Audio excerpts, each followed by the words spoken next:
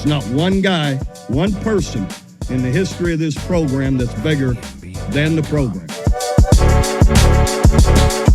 What's better than this? Guys being dudes.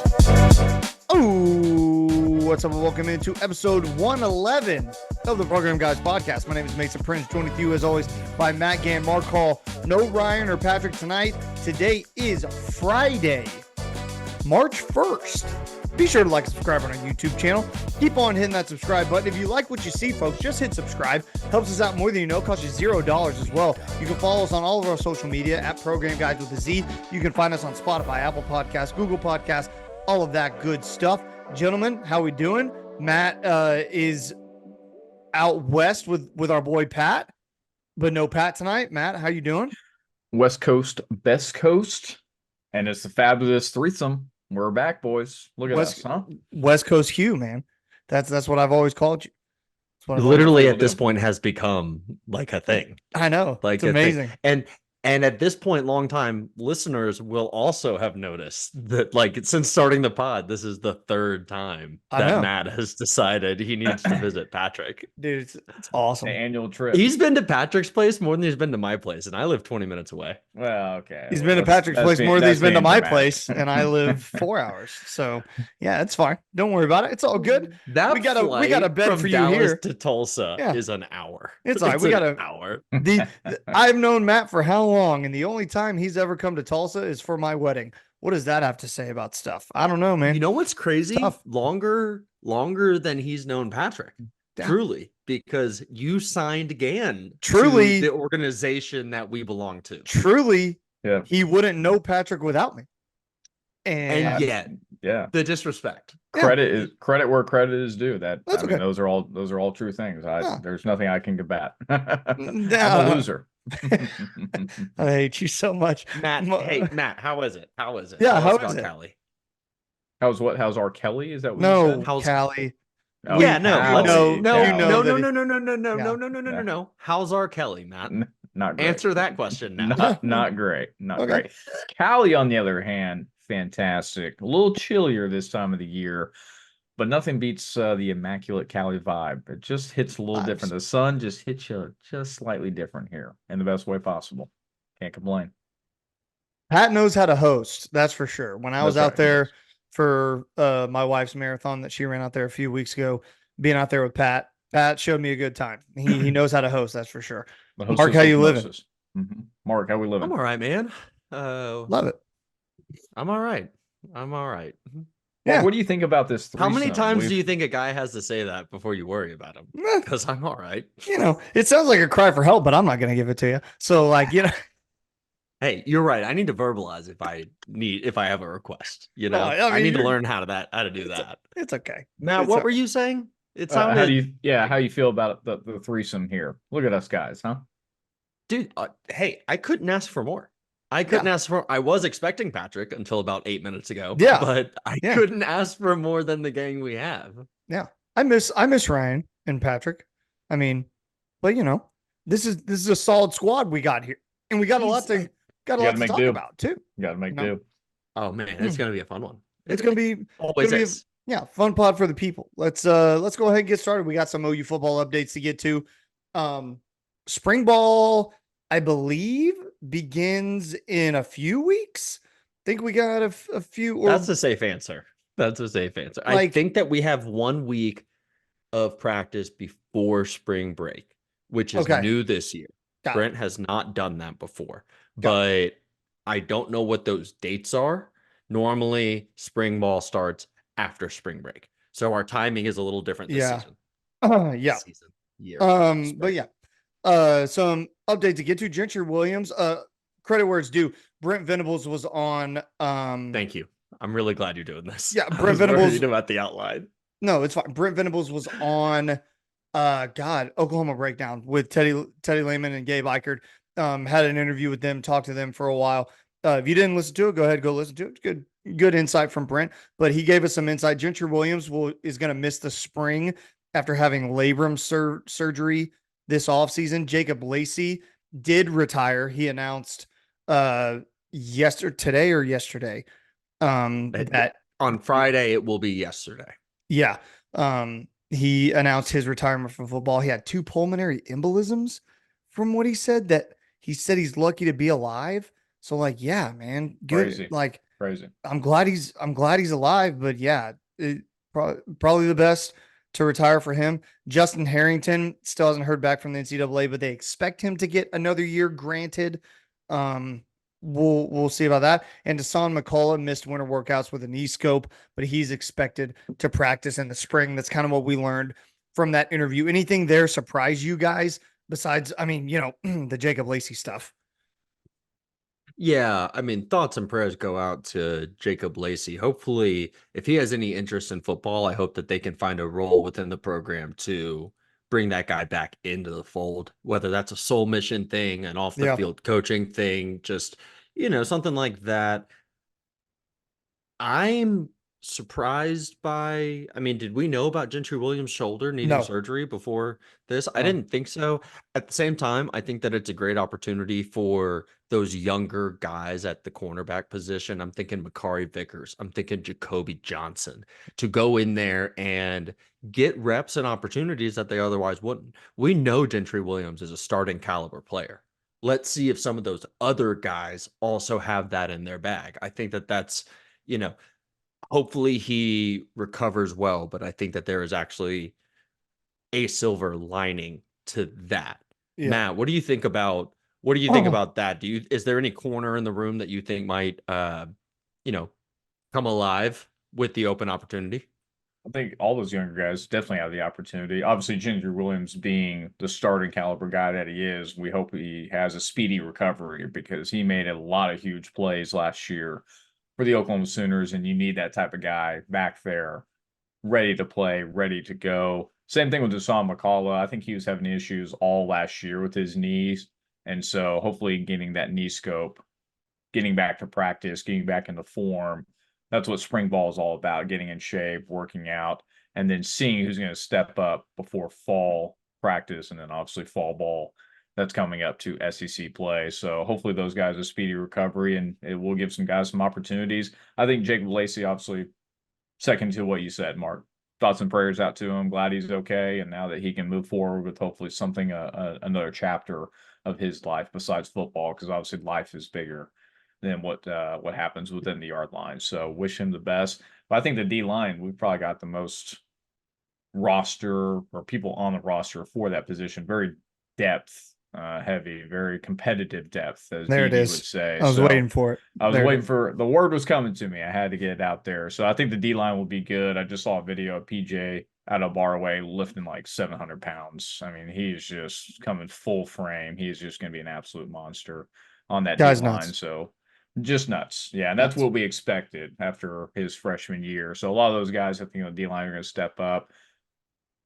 Justin Harrington, I know, coming back potentially, it looks like. I know he played a lot of the cheetah position after getting injured pretty early in the year. It's good to have depth, but we'll just see how it all plays out. I think there's a lot of people going to be fighting for those positions, a lot of young talent as well. I'm super ready to see who's going to come out in spring ball in all these different positions. I'm curious what's going to happen. Deshaun McCullough, missing winter workouts. I don't think that's a massive deal. He's got so much age to him, not age to him, but he's been in the rigors long enough to where I don't think missing a winter workout session is going to mess with him at all. But we do know how important this offseason was or is for Deshaun McCullough's growth in this system. Because we saw kind of what happened last year. He was kind of the guy that everyone looked to, you're going to be the dude at that position. You fit the bill, all that stuff. And then he didn't, right? So we knew how important this offseason is going to be to Deshaun McCullough's development in this system, especially at that cheetah position. So I think the fact that he's going to be back for spring ball is very, very important for his development and how OU is going to feel about him moving forward. Because again, yes, winter workouts, those are important. I'm not saying they're not, but for a guy of his age, that you don't move the needle that much in your, what's about to be your second off season with Schmitty. Really that first off season is where where you make the most moves, I feel like, in my opinion. Remember the picture of him last year where he was all built and jacked up and stuff? I think he could afford to add some weight to his frame, and I think that we're missing that opportunity with him missing winter workouts here. But I want to highlight something you sort of got to a little bit there. I don't know what depth looks like at Cheetah. And let's look at a world where the Justin Harrington thing, they decide he doesn't get to play 19 years of college football, and they deny it.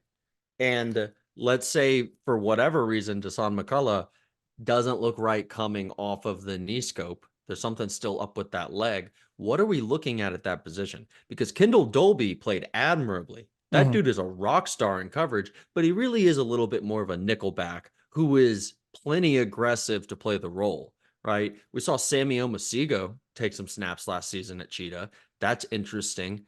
I wonder if you would take one of the linebackers. You know, we saw Jaren Kanak play it a little bit his freshman year, but I don't know who else is in the wings that they might say, hey, you're a Cheetah now. Obviously, Peyton Bowen's an option because that dude could play anywhere. But what do you guys think about that? Because that's our 1 and 2 Cheetah guys, presumably, that hey, we're not sure. Status is a little in the air. Matt.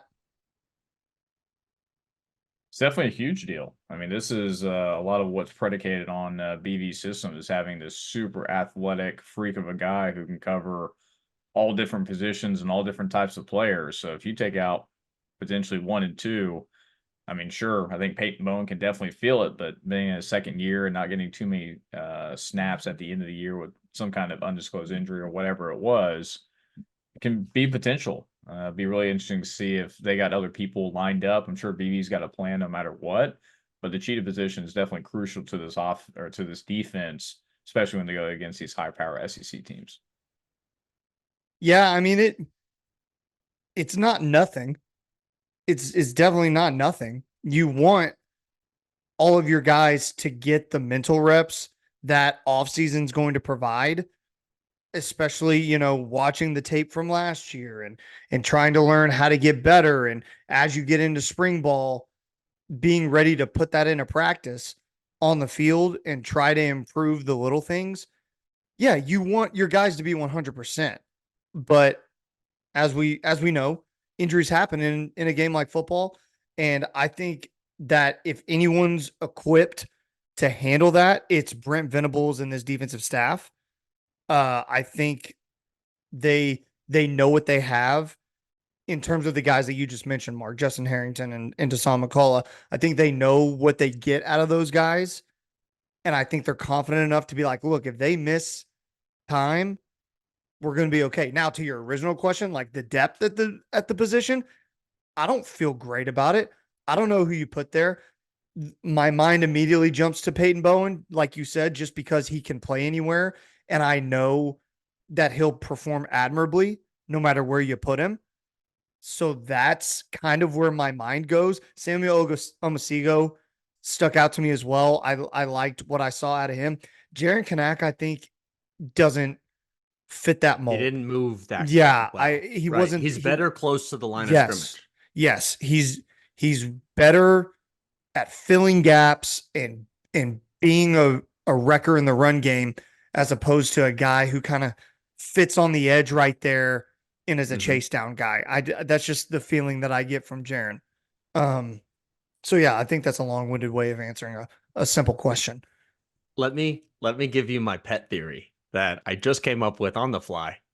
All right, so we've got linebackers. We got linebackers galore, right? We've obviously got Danny Stutzman. We feel great about Kip Lewis. Before Kip Lewis was starting, it was Jaren Kanak. Sammy Omasigo could play linebacker. If Lewis Carter ever puts on the weight, he's going to be a stud inside.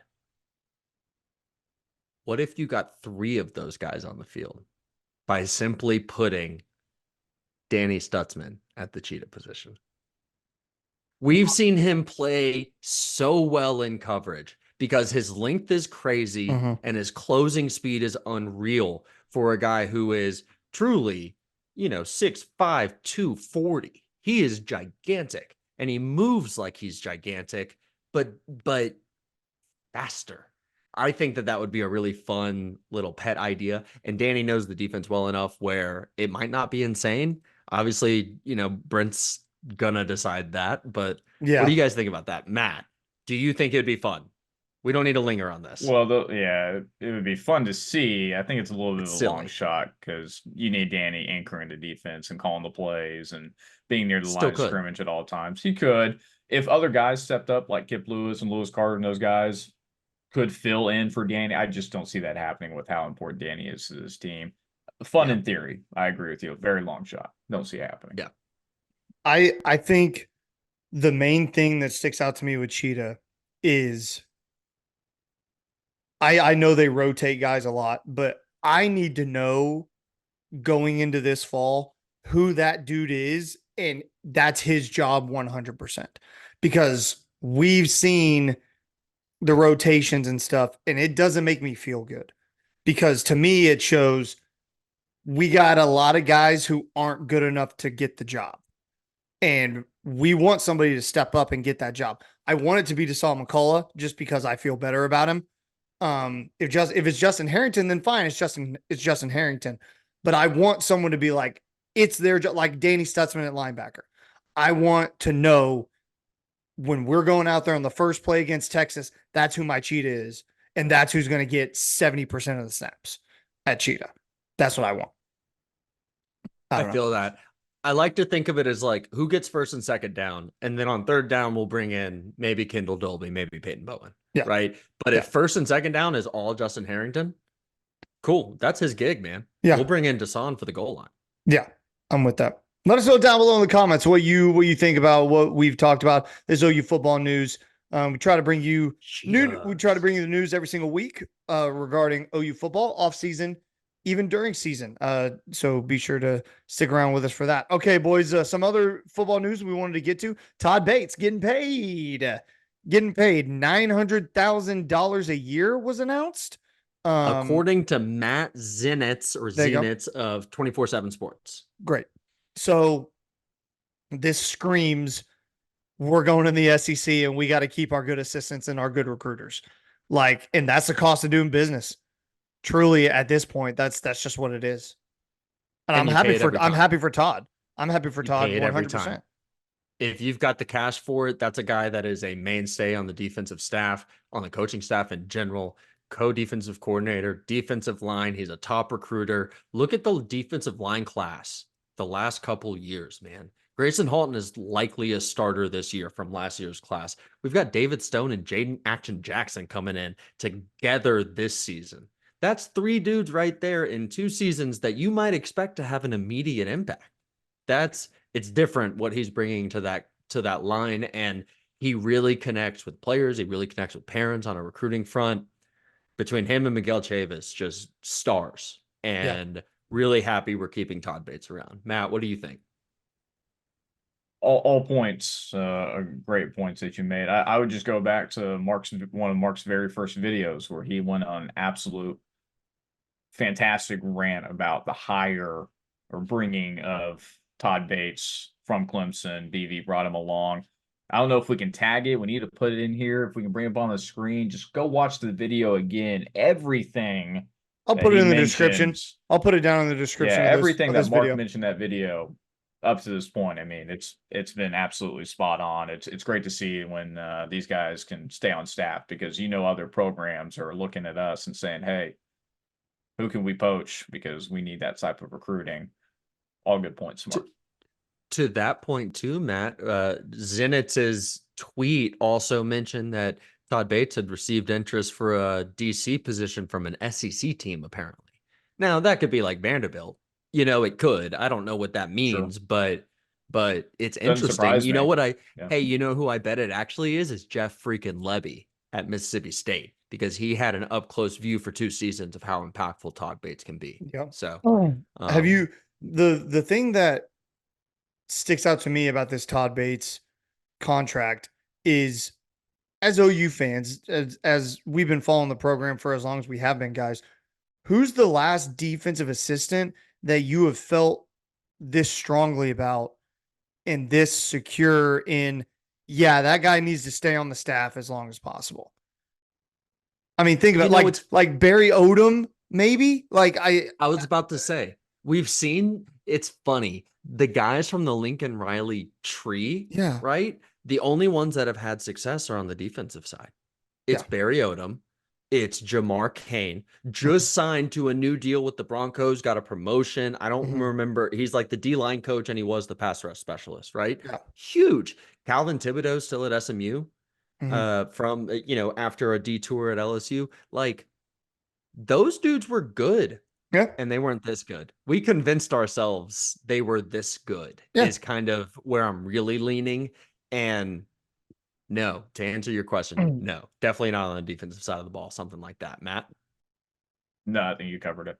Yeah, see, because on the offensive side of the ball, you have guys like Cale Gundy was a guy you had to hold on to. Obviously, extenuating circumstances, we don't need to get into that. But DeMarco Murray, a guy that Lincoln Riley hired that you were like, yeah, we got to keep him on the offensive side of the ball. Good point. He hired DeMarco. He hired Joe John. Good points. But I was talking defensive. Lincoln Riley products. Yeah, but I was talking defensive side. That's kind of the point I was trying to backdoor make is like on the offensive side of the ball, we've seen those assistants come through where we've been like, can always make it in my back door. Thanks, brother. We can keep those guys. Like we want to keep those guys, but I just feel like there hasn't been a defensive assistant in a while that I felt as strongly as I do Todd Bates and for that matter, Miguel Chavis as well. Like I feel like both of those guys matter so much in the grand scheme of things that I think, in my personal opinion, say what you want about Todd Bates, I think Miguel Chavis is a rising star and is going to be a rocket ship to wherever he wants to go. And I think you just hold on to him as long as you possibly can. But I am fully prepared for the day that Miguel Chavis is gone. But I think Todd Bates would still be here because I feel like this is kind of Todd Bates's thing. I don't know him personally. I don't know his goals or aspirations, but to me, this feels like where he looks and feels most comfortable. And that's not to say he couldn't be a defensive coordinator one day or maybe even a head coach, but this feels like his sweet spot. Like you're focused on one position, you're focused on one job, and you do it better than like anyone else in the country. Like that's what goes off in my head. I think the culture and the way that Brent Venables has built the thing up instills a lot of loyalty in a guy like Todd Bates and a guy like Miguel Chavis, who played for him at Clemson and has only known him as his lead coach, right? Whether that's a defensive coordinator at Clemson or now the head coach at Oklahoma. And I do think it's going to take a lot to get these guys out of Norman. I promise you, they were telling Todd Bates, we're going to take care of you, right? We're going to take care of you. Don't take the job. We're going to take care of you. All of that. And then they really, really do. He gets a gigantic raise. I promise you, another year or two, Miguel Chavis is going to start rising up the salary ranks too, whether it's with another team, and good luck to him if that happens, or staying in Norman, because these guys are making gigantic impacts on our defensive line recruiting. Yep. Matt, anything else? Money talks, baby. Money talks. Love it. I want to, I'm trying to find what I was talking about here. Oh, okay. Before we get into the fun stuff, I want to go ahead and circle the wagons real quick, just because there's a lot of stuff to get to. I feel like, I mean, softball's in full swing now. I love it. Yep. Women's basketball, a massive win the other night. Matt, take it away. Let us know what's going on. I'll go ahead and start with basketball. Women's basketball winning their back-to-back Big 12 titles with a monster win over number 3 Texas with their own buzzer beater, who we'll get to talk to about men's basketball. But man, this team, 15-2 in conference play, they have just absolutely been on a hot streak since entering Big 12 play. And they just really, with an exclamation point, beating number 3 Texas at home to win the Big 12 title 2 years in a row. I mean, Jenny B's got this program humming, and I know this program going in. And I'm sorry to interrupt. I love Jenny Baranchik, but let's give her credit where credit's due. That Texas team, people are saying that they're like a favorite to win the national title. Good. And Jenny Baranchik got the Big 12 title from them. Like that's amazing to me. Huge. She knows exact between her, Patty Gasso, and Kindler over in gymnastics. Those three women's coaches are Incredible. arguably like the best we've seen in a long time for their respective sports here at OU. I think clearly the best compilation any school has ever had for, you know, a threesome in one like gender sport, I guess, right? Like if this was men's football, basketball, baseball, people would lose their freaking minds. But it's that same level of dominance, and it only just doesn't get respect because it's not those sports and because it's the women. That's all it is. Go ahead, Matt. Sorry to interrupt. Yeah, no, those are both great points as they continue to lead before beating Texas for the Big 12 clincher. They just absolutely put a whomping on the Cowgirls, 91-56. I mean, it wasn't even close, that game. So good for the women as they continue to tread towards the Big 12 tourney and eventually to March Madness not too far away as well. Men's basketball continuing just to trend downward. They did get that big win in Stillwater over OSU on their own buzzer beater three by Jamal McCollum. The play that was set up was not very good. It was more just Javon improvising, doing his own thing, and obviously hitting a ridiculously hard shot. I mean, over a guy, step back three is an incredible play by him, but very much an individual play versus a good, well-drawn play. But a huge victory for a team that's been struggling in Big 12 conference play. Currently 19-9, 7-8 in conference play, but then they played probably their worst game of the season against Iowa State, only putting up 45 points and excuse me, losing 58-45. So currently still projected as an 8 or 9 seed, but they got to play number 1 Houston next week, and I do not see them really having a chance against them. Houston is absolutely dominant on another level, but they'll also play Cincy next week as they continue to wrap up the Big 12. Moving on to other sports, men's golf, who hasn't played too much, but they recently competed in the Southern Hills Collegiate Challenge in Las Vegas. Took home first place with a score under par of 8 under. They actually were leading after the first 36 holes, got behind on the last day against number 2 Auburn, and ended up beating them. But it was a very balanced effort by Hibble's OU squad as they continue to just churn out some absolute ballers in the golfing industry. So good for them having a good win in Vegas. OU's men's baseball, we actually had boots on the ground. It seems like it was so long ago, but insider Ryan Heil and program guy Hall and myself went to Dallas Baptist. It was a really good game, a lot of home runs, a lot of good hits, but Dallas Baptist ended up hitting a grand slammer, I believe, in the 7th inning to pull away. Bottom of the 7th. It was crazy. Yeah, crazy to see, but it was good to be in person to see this team because even insider Ryan High will tell you that this OU team, even though early on lost this game, has a lot of potential, a lot of young players on their team that OU can continue to ride out with Skip Johnson and co. this season. They are overall 5-3 after that game in Dallas Baptist. They played Wright State 4 times in one single week. Beat them 3 out of 4 times. They will play in the Las Vegas College Baseball Classic against Pittsburgh, California, Ohio State, and Wichita State. So got some good games upcoming for them. Hey, Mark, Matt. go ahead. Hey, Matt. Yeah, let's talk about that game for a second. I thought it was really cool to see because you can feel it better in person. The way that so early on in that game, DBU takes the lead. Right, they get a homer in the first inning, like it's quick, and Oklahoma just sort of sticks around until the bats get going, and then the bats really got going in the 4th and 5th inning, and unfortunately, I mean, we talked about it after the game, the way that Skip Johnson throws in that freshman pitcher in relief. It was either Brad Pruitt or Jacob Golson. I don't remember which one, but and lets him play it out, right? Even though he's immediately shook. He's throwing the ball over the catcher in warm-ups. He is immediately shook. Oh, Mason, it was crazy. The crowd was getting into it. They're making fun of him. And he's 18. And he's 18. He's right? 18. Yeah. And Skip leaves him out there. Now, that's a move that's going to lose you this game. And it did. It absolutely did. But it might be a move that wins you a game down the line because he had the experience.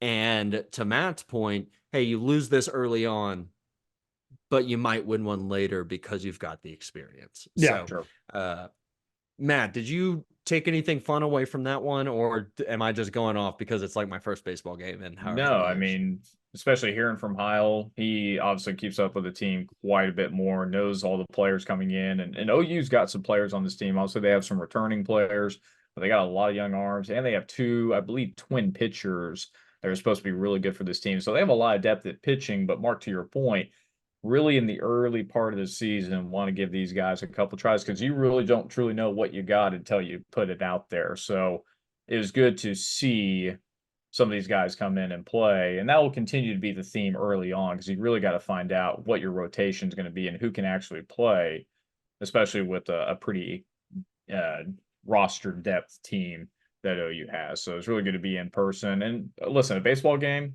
I'll be the one to say it. I don't watch a lot of baseball on TV, but going to a game, absolutely a better experience to be in person to watch. So if you're on boots on the ground or in Norman or around, whether it's softball, baseball, any of these teams, gymnastics, a lot better in person. So please go experience it for yourself.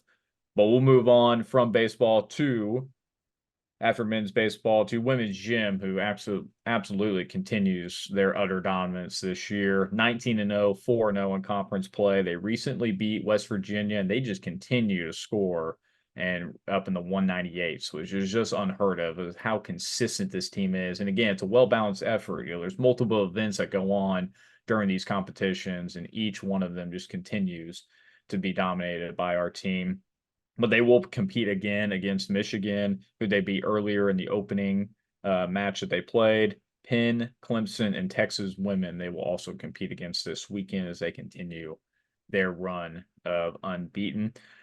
Last but not least, OU women's softball, the third pinnacle of the women's coaches who just continue to play well. 14-0, they recently beat Mississippi State, Wisconsin, San Diego State, Seattle, and Loyola Marymount in the Mary Nutter Collegiate Classic.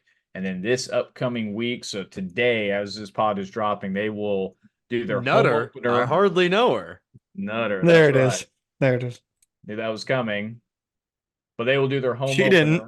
They will do their home opener in their brand new Love Field Stadium tonight against Miami of Ohio. And this has been a long time coming. This should have been done years and years ago. I don't believe the statue is happening for Patty this week. I could be wrong. Oh yeah, I don't know. I'm not for sure. I don't think I feel like I would have seen it, but again, the brand new stadium looks incredible, and they're probably going to absolutely dominate Miami of Ohio in Dude, it this looks new sick. stadium. The stadium looks awesome. Beautiful. Yeah, it looks beautiful, and they continue to play well. So a lot of programs are humming, a lot of programs doing well. Hopefully they can continue into the spring, but that is circle the wagons.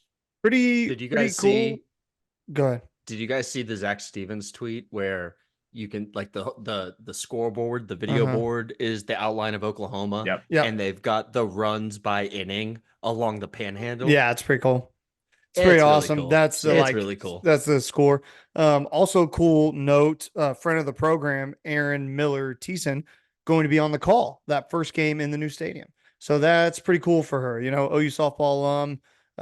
That's going to be a cool moment for sure. So yeah, looking forward to another great season of softball. What's their win streak at, Matt? Do you know off the top of your head? I'm sorry, I'm kind of putting you on the 60, spot. It's like mid 60s at this point. It's got to be like Obviously, 65, I think. Yeah, after the last 3 wins. It's upper 60s, and man, the pitchers they have on this team absolutely dealing as well. So OU just continues to dominate and churn out. Best coaching staff in the country, as well as the best head coach, but the players continue to churn out.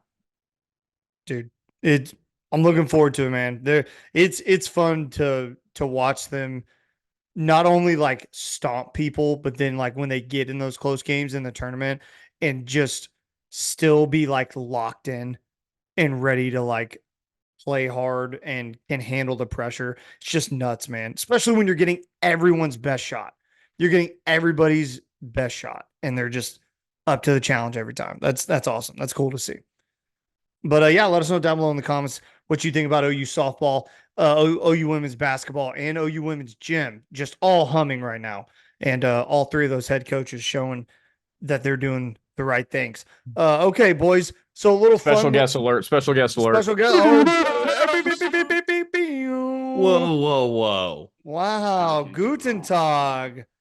Guten Tag, man. He can't hear you. Oh, he can't hear me. Good job, Matt. Way to not let him hear me. And Baker the Way dog. to postpone the podcast for this. What are you doing? Doing, man. Doing? Okay. So while they get set up, the next segment we wanted to talk about, a little fun thing that we can do. In the new NCAA football game coming out this summer. Sometime in the summer. Coming out in the summer.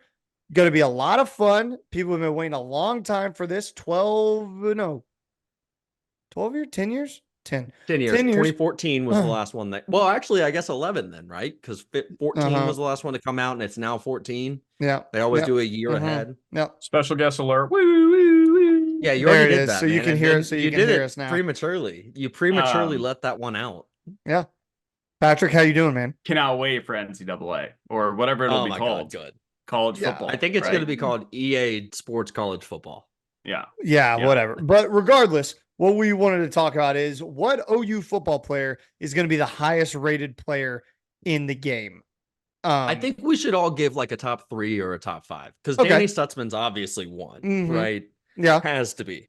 Oh, I love it. Matt Gann, you should start us off because you're shaking your head, man. Yeah, Matt, start us off. You're 1 to 5. Danny obviously he'll be like a 90 plus. If they don't, that's highway robbery if he's anything below 90. I think you got to put Nick Anderson, probably going to be the best wide receiver on the team. It'll actually be interesting to see how they profile Jackson Arnold. I feel like he'll probably be like mid 70s, maybe 80s. I don't know if they'll give him that yet, just with one game. It'll be one of those things they put him like mid 70s, and like throughout the season he plays better and they raise his rating or whatever. It'll be stuff like that. If he doesn't start at like a 74, it's a messed up probably. Yeah. But it'd be more interesting about the freshmen like David Stone, these guys. Like, how are they going to project like freshmen, not just on OU, but just on any team that's coming in? But David Stone, I think you're gonna have 2 players in the 90s, and it's Danny Stutzman, Peyton Bowen. And then Billy Bowman. Billy's another one. Billy would be probably one of the highest rated players. I don't even know if we know Peyton's going to start next year, Mason. Like honestly, because Robert Spears Jennings is a dog in the secondary. RSJ dog. Billy's guaranteed. X-ray Robert Jennings and got that dog in him. Got that dog in him. Yeah. Well, I think have spent too much time together. Yeah, I know. I think Danny, Billy Bowman, Peyton Bowen are probably going to be the highest ones. In my, I like Matt's pick for Nick Anderson. Nick Anderson's a good pick as well if you're going to pick somebody on the offensive end. But yeah, that's what I think. I think Andrell Anthony will be our highest graded player on offense. Okay. And what I would do additionally I'd do some rotation. I think I get Billy Bowman as wide receiver, put him in the slot for a couple of plays here and there. We don't. That's how I'm going to beat you guys on live. Well, we okay. Pat knows football. Pat knows football, man. He does. That's how OU team is going to beat my OU team. That's just what we'll do. True. Okay, so no one really gave the assignment. I'm going to give my top 5. Obviously, it goes Danny Stutzman 1, right? That is the easiest call in the world. I think you go Billy Bowman 2. That is also, I think, a pretty easy call. He was for sure going to get drafted. We're lucky he came back. Looking at number 3, hey, here's someone y'all didn't even mention, but he's got the speed. He's got the quickness. He's got the strength. Gavin Sawchuk. I think you're going to see him be rated higher than you think. I think he will be rated more highly at running back than Nick Anderson. My number 4 is at wide receiver. I really do, because I think we saw just more reps of consistent play out of Gavin Sawchuk once he got right last season than we saw from Nick Anderson. Nick Anderson gave us flashes. I'm hoping to see more by the end of the year. He's like in the 90s, right? That's That's the goal. My number 5, man, I think it's going to be Ethan Downs. And I don't know what that means for us. And I don't know what that means for us. I think the sum of all the parts is greater with OU than like them just having a bunch of studs everywhere. Like if you want to go do that, then go play with Bama, go play with Oregon, and go play with Georgia. Like they're going to have 90s all over the board. But I also think there's a little bit of like, hey, there's no way PJ is going to be a top 5 guy, even though by the end of the season, he might be a top 5 guy. Yeah. There's no way that I don't think Peyton Bowen will be there, but he's that talented. Mm-hmm. I think by the end of the year, if he gets his place on the field, he will be. So yeah, fun second. Let us know down below in the comments your top 5, like Mark said. Go ahead, give us your top 5 players in the new football NCAA, not even NCAA, and college football game, and all your ratings. Absolutely. Personality. Yeah. Why not? Run blocking. Awareness. Yeah, give us all of that. Okay. So I have playoff fatigue. This is what I have. But we need to talk about it because there's a proposal, 14-team proposal, comes out today. Thursday. 2 automatic qualifiers for the SEC and the Big Ten. And 2 each? No. 2 each. Yes. Sorry, my bad. Yes. 2 each. And then I believe the ACC and the Big 12 also get 1 for their conference champion. But basically, the SEC and the Big 10, both of their conference championship participants will have automatic qualifiers. That's how I understand it. Yeah, we just got to 12. Like, can we just see how 12 works and go from there? I get it. It's fun. We're in February, March now. We're a long way away from the season. But let's just see how 12 works out. I don't like the Big 10 and the SEC getting 2 automatics and everybody else gets 1 or none. Like, that to me just screams we're not equal. And that's how it should. You can like think that and we can all debate it and pretend, but for competitiveness sake, it shouldn't be, oh, it's the SEC and the Big Ten and everybody else will see what you do. Like, it shouldn't be that. We can debate that, but in the realm of what is possible within college football, that's not how it should be, in my opinion. Pat, the two-headed monster. Yeah, y'all go ahead. I think it's another reason to, like you said, Mason, it's saying that the SEC and the Big Ten are more important. You got to blow college football up. It needs to be its own thing without divisions, without conferences, or with divisions, but without these conferences. Otherwise, we're really never going to get it right. And you're going to continue doing these stop gaps and band-aids of SEC schedule's harder. They get 2 teams. Big 12, not as hard. They only get 1 team. Yeah. It's messy, and it always has been messy. I understand that. That's why we love it at times, but it's clear now more than ever. There's got to be a college football czar, and it can't be the head of the NCAA. It's got to be Nick Saban or somebody who knows college football and can rein this all in, because it's absolutely insane right now what we're doing. Agreed. I think it is.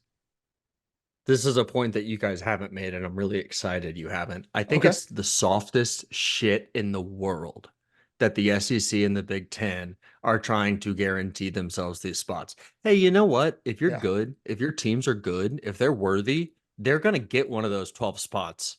Even if they lose, it does not matter. Alabama losing the SEC championship doesn't matter anymore. You think they're going to drop from anything to 13 if they make it to the SEC championship game? By the time you make it, look, guys, by the time we make it to these 2 conference championship games, all of those teams are in the top 8. Yeah. Right? It's Michigan, Ohio State, Alabama, Georgia. You think you guys can't just make it? Truly, it's soft as Charmin, and it's a real kind of like, hey, we're the best now. We're gonna lock this in to make sure our teams forever and ever have this opportunity. And I just think it sucks, man. This shit sucks. Yeah. Truly, like the more I reflect on it, an 8-team playoff, if we were going to expand at all, was the place to go. You get 5 automatics to all the conference champions. You get 3 at-large bids. Boo. Everyone is like pleased, at least for a little while. It feels gross what they're trying to pull off now. Yeah, it's gross. Matt, we haven't heard from you. Who even sent the proposal? Like, who is this even being proposed by?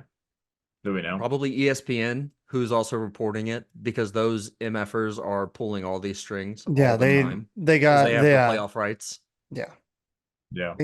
They ESPN wants more games. That's what they want. The more games gets them more money. Like, of course, they're going to try to expand the playoff every chance they get. And it's whatever they want to tell you, it's a lie.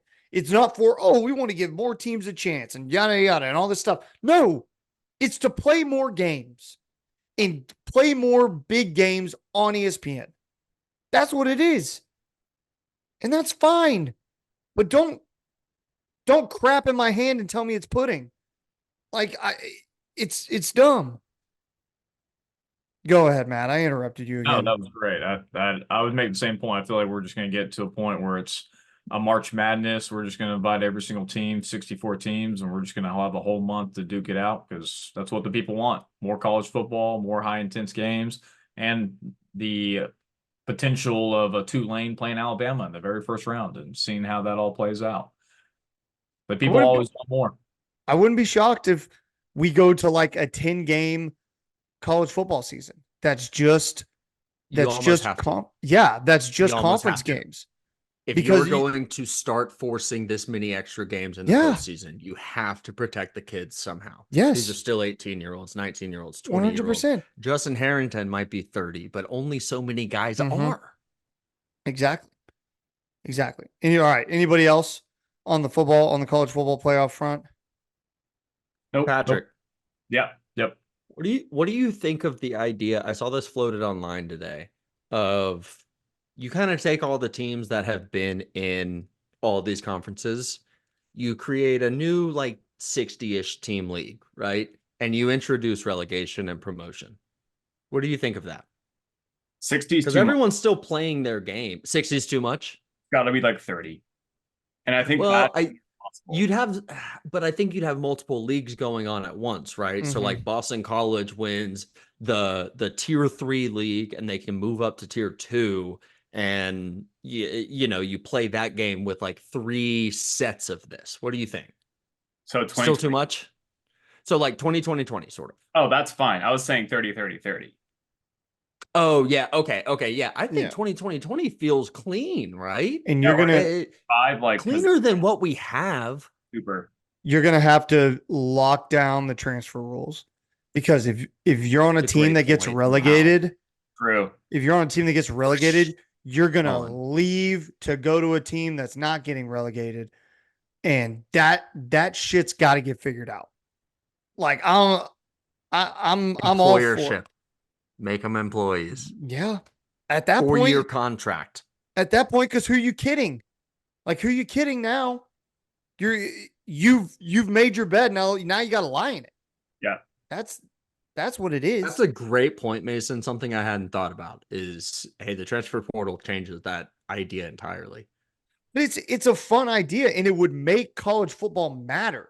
Like, that's what I've learned watching soccer. That's what's so fun about it is, you got teams battling for the league championship, but then you have the guys who are scratching and clawing just to stay there. And like, that's fascinating stuff. Like, you're telling me competition on both ends. Yeah. Like, you're telling me the top and the bottom, like Iowa State scratching and clawing, and it's week 11 and they got a game at freaking BYU. And they're trying to stay in it. They're at the very bottom, and they're trying to stay in it. You tell me you wouldn't watch that game? Oh, I'd 1,000,000% watch that game. Like a 4-7 Iowa State team that's got nothing to add. Oh, dude, I'd watch it. And then take the bowl game situation too. You do have that second league team potentially playing a first league team for some reason. And that's then if they beat them, fun. oh my gosh, right? Yeah. And if that means something, that'd be cool. That'd be awesome. Guys, we have got to get in touch with Bill Hancock and Greg Sankey and Dude, whoever's running the Big Ten these days and hammer this thing out. We are clearly mining gold here. We did we just fix college football? We might have. Let us know down below in the comments. Okay, moving on. Before we get to our MVPs, Mark, I want to ask you how are you feeling about the news that Justin Fields might be heading to your Atlanta Falcons? Okay, so I want to start with this. Before the last couple of days, he had always been sort of like on the periphery from an odds perspective of actually landing in Atlanta. Obviously, there's noise around it. He's a Georgia kid, right? Last couple of days, a video surfaced where Justin is very clearly jumping around his own kitchen, freaking the heck out. And you hear someone who's apparently his manager saying, "You're going home." Quickly, the odds move to minus 450 that Justin Fields' next team in the NFL will be the Atlanta Falcons. Here's the thing. It really depends on the cost, and that's not a fun answer. I don't want to give a second-round pickup. I would give a third-round pickup. The problem is you have to accept his fifth-year option. You just have to. You can't decline it if you're bringing him in at that cost. And then extension talks build off of that fifth year, right? Like, we're not getting Justin Fields. The Atlanta Falcons are not getting Justin Fields at a discount. He is a first-round pick quarterback and will expect to be paid like a successful quarterback if we get to the point where it's worth re-signing him. So the thing that brings me the most like, hey, I'm good with this, is the fact that the Atlanta Falcons once again are picking at pick number 8. You're not going to get a top quarterback at pick number 8. Basically, the choice is between, in my eyes, trading a third for Justin Fields or possibly drafting JJ McCarthy at 8, or trading up and giving a ransom to go get one of the other 3. I don't know if I'm convinced by any of the other 3. So a third-round pick to roll the dice on Justin Fields, who is an exciting football player, with offensive coordinator Zach Robinson, who made our favorite Baker Mayfield a dog for the Los Angeles Rams when he played that short stint for the Rams. I think I like it. I think I'm really into it, actually. And if Justin Fields can't make it work with the skill position guys that the Falcons have, then you know that it's just not going to happen. And if it doesn't happen year 1, it's not going to happen. You draft a guy next year. That's my spiel. I'm into it. Matt Gann, what do you think, man? You've been watching the Bears Justin Fields experiment as a hater for the last couple years. And then after this, I want to get to Patrick because they're like his 8th or 9th team. This is good for Justin Fields. I think he's been hampered his entire time in Chicago. If we think about Matt Nagy, these other coaches, not giving him skill position players, he's obviously had to overcome a lot of injuries. He's got the ability to play. If he goes to the Falcons with Bijan, Drake London, Kyle Pitts, I mean, obviously this is going to be the best set of skill position players, and he's got the ability to run the football, and we see how athletic he is when he is healthy, especially with a winnable division. I think this is a win-win for the Falcons as long as they don't give up too much, like you said, Mark, and having the 8th pick. I mean, they're in a good position to really solidify their QB position when they just haven't had a lot of that consistency. And now, is Justin Fields a top 10 quarterback? He's probably on the fringe for sure, just with his rushing capability. But he brings another set to the Atlanta offense that they just haven't had in years past, especially with a better defense as well. So this could be a good fit for Justin to come back home and play for the Falcons. I think it'd be a win-win. I think Atlanta, Patrick, team number 5. Yeah, go. Yeah, I think Atlanta has to do this because A, it'll make fans happy, and B, you're not going to be reaching or giving up too much. So you can work with Justin Fields, and this is the right decision for 3 years, I think. Whereas If you don't get him now, you're kind of still stuck. You're going to suck for another 3 years for sure. Or you're going to have to give up way too much for something else in the future. And we don't know what that future looks like. I think the time is now. Might as well start ordering that Justin Fields jersey, big boy, Yeah. off Fat Boy Deals. That Justin Fat Kid Deals, if you don't follow them on Twitter, no free ads, but they're great. No free ads. And Just I would buy a Justin Fields jersey. That's going to be sick. If I'm he's in telling an you. Atlanta jersey, I'm buying it. That's another piece of this that, like, if you're Arthur Blank, if you're the owner of the Falcons, you know who's cool to have in a Falcons jersey? Justin freaking Fields. And if it costs you a third, you do it. You do it every time. I really, really like Justin Fields to Atlanta. Like Yeah, I I'm like it getting into more. it.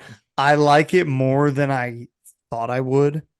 Mhm. And I think I like it so much because Bears fans are pissed at the Bears for being so incompetent and believing that they wasted Justin Fields. Because if you're a Bears fan and there's a guy on the way out, wouldn't you be like, good, he sucks, get him out anyway? Everything that I'm seeing in my little echo chamber of Twitter is Bears fans mad.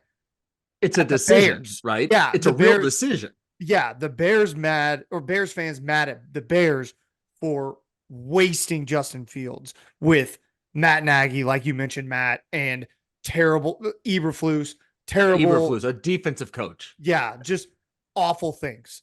Awful things. So, dude, you're telling me I get Justin Fields, I get Drake London, I get Kyle Pitts, and I get Bijan Robinson? Yeah. Y'all are gassing me up. Yeah, I'm in. Tyler Algier, I mean, come on, man. Yeah, I'm in. Tyler Algier. Yeah. That's a good one. You got a lot of Real red zone fast. carries last year, so. The only team that I think makes more sense for Justin Fields is the Pittsburgh Steelers. Mhm. I think he's going to look sick if he gets in black and yellow. And Arthur Smith is a great offensive coordinator. He's not a good head coach. 30th in the league, according to the recent NFLPA poll. That's good stuff.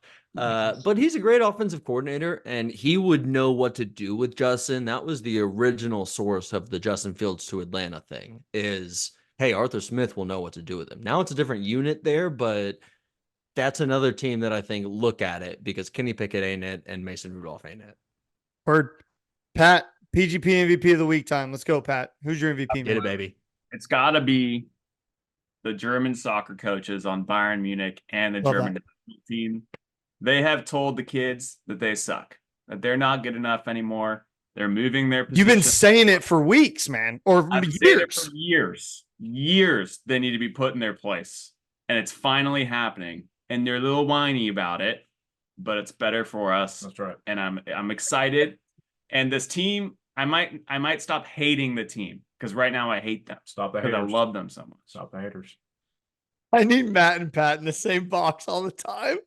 Just all the time. Matt just kills me. Thoughts? Matt, let's stay on the West Coast. Who's your MVP, man? Yeah, I'm gonna go. I'll let you guys decide this. I'll go MVP of the Kansas City Chiefs, and this is the reason why. The NFLPA Association came out today ranking, every team's facilities, coaching staffs, all that. Kansas City came out 31st out of 32nd, only above the Washington Commanders. And their owner was dead last. Owner of dead last. The only thing good they had was A+ for their head coach, obviously with Andy Reid and company. But if it shows you anything, 8 out of the last Super Bowl championships, every one of these surveys that came out, I think they had a D or below. So there's really no correlation. It's almost maybe the inverse is that even though the facilities might be bad, the coaching staff beyond the head coach, doesn't really matter. It still leads to Super Bowl wins. 8 out of the last 10. That's a pretty good stat to have. And actually, Miami, speaking of, was number 1. Yeah. Hold on, real fast. I want Mason to flex a little bit, but it's not an inverse thing. It's actually having Patrick Mahomes. It's just having Patrick Mahomes. That's 8 out of the last the entire 10. thing. That's beyond Patrick. Terrible. And Tom Brady. Sure. Oh yeah, but I'm saying the success, right? That has 8 out of the last 10. They were terrible. Yeah. Terrible. Go ahead, Yeah. Mason. Gloat. Yeah, glow. I mean, it's nice. I wish it equated to playoff wins, like truly. And it doesn't. It's upsetting, but it makes, and I'll just throw my MVP on this, the Dolphins organization, Stephen Ross. I mean, Stephen Ross ranked like as the best owner in the league, one of the best. He got an A+, I believe. Their facilities are great. People don't know how much money Stephen Ross invests in this team. And not only that, the contract restructuring that they do to pay these guys their money and not cut them, and to restructure contracts and still get these guys their money and have wiggle room. Like, you don't get that with an owner that's not committed. And Stephen Ross deserves a lot of credit for that. As he should. Again, I wish it equated to playoff wins, and I think they're coming. I really do. They're about to have to pay Tua, and he'll make 50 million plus a year, which is fine. I'm okay with that. It's the cost of doing business. I mean, it's the cost of doing business, but man, yeah, dude, it's tough. Tua's a great deal on the first contract. Yeah, Tua's not the best deal on the second contract. I mean, the only thing that I can hang my hat on is he's gotten better every year, and everything that you said he can't do, he does the next year. So like, I didn't say it. No, not you. Yes, I know. In general, the people, the haters, the but haters, the haters, of which there are many. I know. Of which there are many. Inside baseball for everyone. I know that Mason lives on his For You Twitter page, not his followers, and so he is in the heat of the Tua haters, because that algorithm brings you everything you don't want to see. Oh, dude, that algorithm kills me. It freaking kills me, dude. I see you make arguments against people whose arguments I've never seen before. Who are just like, hey, Tua's bad for this reason. And it's like, I've never heard you want to know how awful that algorithm is, which makes me want to change it even more.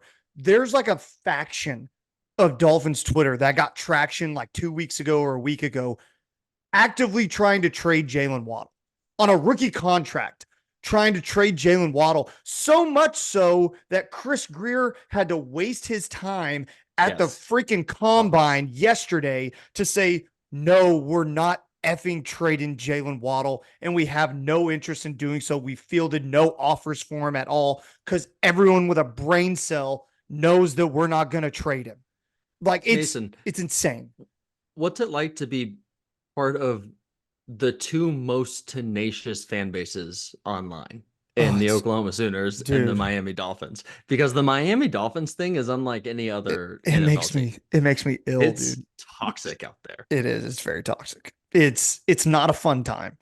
It's really not. It's awful. And it's made me like, I about quit Twitter during football season this year. Because I think there was a weekend where I can't remember what game OU lost, but then like the Dolphins lost a BS. Yeah, they lost a game. The Dolphins lost to like the Chiefs that same weekend. Bedlam. Yes, it was bedlam. You were here. Yeah, and I wanted to vomit. It was a cesspool of negativity and toxicity, and just like, I hated it, and it's awful. But it makes you feel worse about it. Yeah, it's not fun. And you're just doom scrolling at that point. You're just like, oh, who else can say something that'll hurt my feelings today? Let's find out. Yeah, it's awful. But yeah, okay, we've talked about the Dolphins long enough. There you go, baby. Yeah. Wanted to give it to you. Man. Yeah. No, whatever. you're number one. Number one. Number one, baby. Like, you don't have the Super Bowl, but you have the NFLPA player survey. Yeah, that's something. To win. I can't quit him. I can't quit him. Well, how no one suggested that. I know. Go. My MVP, Caitlin Clark. She is declaring early for the WNBA draft, betting on herself. Good for her. And he's a real jackass about the whole thing. Darren Ravel pointed out she's making close to $1 million, and the salary for a WNBA player is going to be lower than that. So she is truly betting on herself, and hopefully, like, I mean, I don't know how her game doesn't translate. She is beyond what Steph Curry is in the NBA. Like she is really special at what she's doing in the WNBA or in women's college basketball. And you really hope that, or I really hope that only continues, because it's really cool to see how, like, man, the Iowa Ohio State game was the most expensive women's ticket we've ever seen. That's a regular season basketball game. $450. The interest is exploding, and the more interest there is in women's sports, the more interest there is in sports in general. And I think that it is just all over a good thing. So hopefully the bet pays out pretty well for Caitlin Clark. That's my MVP. Go Caitlin Clark. 17 points away from breaking Pistol Pete Maravich's all-time scoring record, men's or women's. That's pretty impressive. Shout out to Caitlin Clark. That's awesome. And with that, that's going to do it. Episode number 111 is in the books. Be sure to like, subscribe on our YouTube channel. Follow us on all of our social media at Program Guys with a Z. You can find us on Apple Podcasts, Spotify, Google Podcasts, all of that good stuff. Patrick, we were happy to have you for the last 30 or so minutes. We love seeing you always. That's going to do it. Take us out, Pat. Keep pushing it, baby. 3, 2,